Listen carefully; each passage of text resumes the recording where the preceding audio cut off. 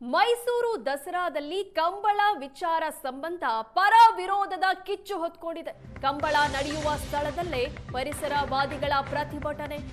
ಕಂಬಳಕ್ಕಾಗಿ ಮರ ಕಡಿಯೋದನ್ನ ವಿರೋಧಿಸಿ ಪ್ರತಿಭಟನೆ ಮಾಡಲಾಗ್ತಾ ಇದೆ. ಮರ ಕಡಿಯೋದು, ಕೆರೆ ಮುಚ್ಚೋದನ್ನ ವಿರೋಧಿಸಿ ಪ್ರೊಟೆಸ್ಟ್ ಮಾಡಲಾಗ್ತಾ ಇದೆ.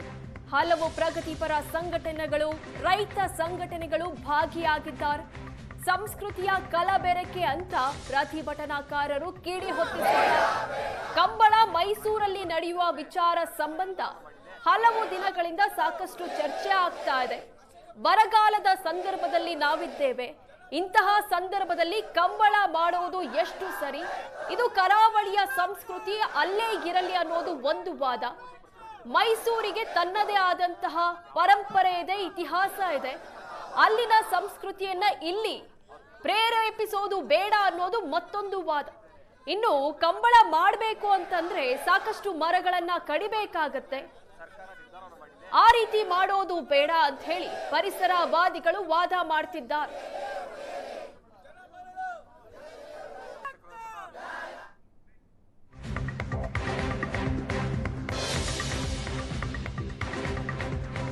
ಮೈಸೂರು ದಸರಾದಲ್ಲಿ ಕಂಬಳ ಮಾಡೋದು ಬೇಡ. ನಿಮ್ಮ ಕಂಬಳ, ನಿಮ್ಮ ಕೋಣಗಳನ್ನ ನೀವೇ ಚೆನ್ನಾಗಿ ನೋಡಿಕೊಳ್ಳಿ. ಸರ್ಕಾರ ನಮ್ಮ ಮಾತು ಕೇಳ್ತಿಲ್ಲ ಅಂತ ಪ್ರತಿಭಟನಾಕಾರರು ಕಿಡಿಕಾರಿದ್ದಾರೆ. ಈ ಸರ್ಕಾರ ಯಾಕೆ ಇಷ್ಟೊಂದು ಹಠಕ್ಕೆ ಬಿದ್ದಿದೆ ಗೊತ್ತಿಲ್ಲ. ಇದು ಕಂಬಳದ ಹೆಸರಲ್ಲಿ ದುಡ್ಡು ಮಾಡುವ ಕಾರ್ಯಕ್ರಮ. ನಮ್ಮ ಜಿಲ್ಲೆಗೆ ಬಲವಂತವಾಗಿ ಕಂಬಳ ಏರೋದು ಬೇಡ ಅಂತ ಪ್ರತಿಭಟನಾಕಾರರು ಕಿಡಿಕಾರಿದ್ದಾರೆ.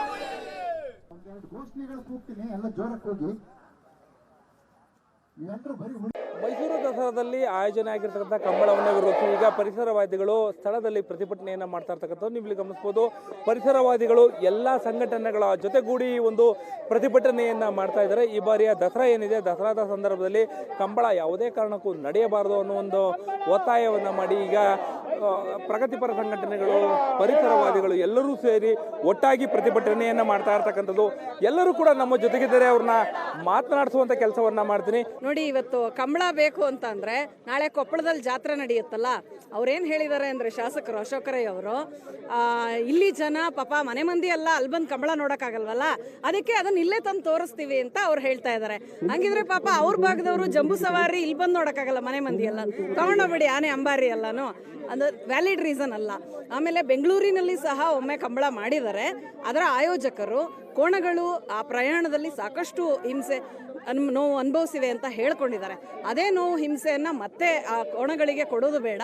ಮತ್ತು ಮಾದೇಶ್ವರನ ಬೆಟ್ಟದಲ್ಲಿ ಮಾದೇಶ್ವರ ಇರಬೇಕು, ಚಾಮುಂಡಿ ಬೆಟ್ಟದಲ್ಲಿ ಚಾಮುಂಡಿ ಇರಬೇಕು, ಕಂಬಳ ಕರಾವಳಿಲಿ ಇರಬೇಕು, ಅಂಬಾರಿ ಮೈಸೂರಲ್ಲೇ ಇರಬೇಕು. ಎಲ್ಲನೂ ತಂದು ಒಂದ್ ಕಡೆ ಗುಡ್ಡೆ ಹಾಕೋದಾದ್ರೆ ಇದಕ್ಕೇನು ಅರ್ಥ ಇಲ್ಲ.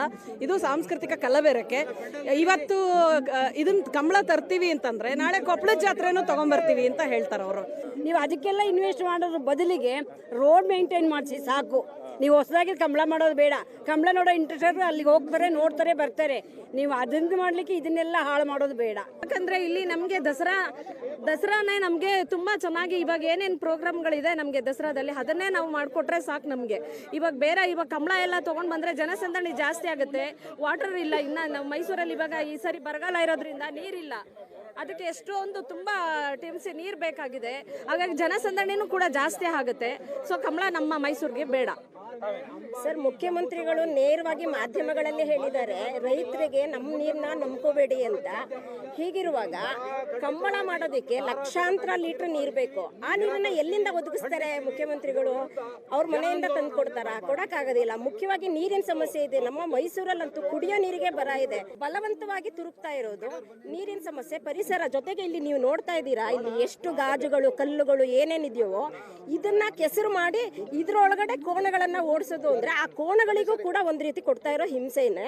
ದಕ್ಷಿಣ ಕನ್ನಡದ ಕ್ರೀಡೆ ದಕ್ಷಿಣ ಕನ್ನಡದಲ್ಲಿ ಹಾಡ್ಕೊಳ್ಳಿ. ನಮ್ಗೆ ಕಂಬಳ ಬೇಕು ಅಂದ್ರೆ ನಾವು ಅಲ್ಲೋಗಿ ನೋಡ್ತೀವಿ.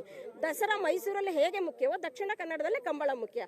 ಅಲ್ಲಿದನ್ನ ಇಲ್ಲಿದಿನ ಅಲ್ಲಿಗೆ ಬೆರೆಸಿ ಜನರ ಭಾವನೆಗಳ ಜೊತೆ ಆಡೋದನ್ನ ರಾಜಕಾರಣಿಗಳು ನಿಲ್ಲಿಸಬೇಕು. ಕಂಬಳವನ್ನು ವಿರೋಧಿಸಿ ಪ್ರತಿಭಟನೆಯನ್ನು ಮಾಡ್ತಾ ಇರ್ತಕ್ಕಂಥ ಸದಸ್ಯರುಗಳ ಮುಖ್ಯಸ್ಥರುಗಳ ಮಾತಾಗಿರುವಂತದ್ದು. ಕ್ಯಾಮ್ರಾ ಪರ್ಸನ್ ನವೀನ್ ಜೊತೆ ಮಧು ಎಂ ಚಿನ್ಕುರುಳಿ, SN ಸುವರ್ಣ ನ್ಯೂಸ್, ಮೈಸೂರು.